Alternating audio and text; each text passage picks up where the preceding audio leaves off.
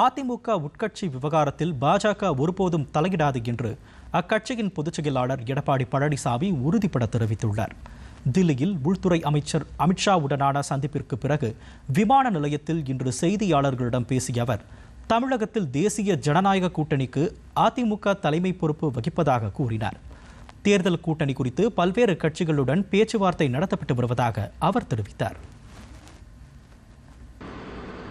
தமிழகத்தை பொறுத்த வரைக்கும் திராவிட முன்னேற்ற கழக அரசு அகற்றப்பட வேண்டும் என்ற அடிப்படையில் அனைத்து இந்திய அண்ணா திராவிட முன்னேற்ற கழகம், தேசிய ஜனநாயக கூட்டணிகள் ஒரு வலுவான கூட்டணி அமைக்கப்படும்.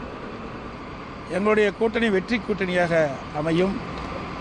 நடைபெறுகின்ற சட்டமன்ற தேர்தலில் திராவிட முன்னேற்ற கழகத்தை வீழ்த்தி எங்களுடைய கூட்டணி அதிக இடங்களில் வெற்றி பெற்று ஆட்சி அமைக்கும் என்பதை இந்த நேரத்தில் தெரிவித்துக் கொள்கின்றேன்.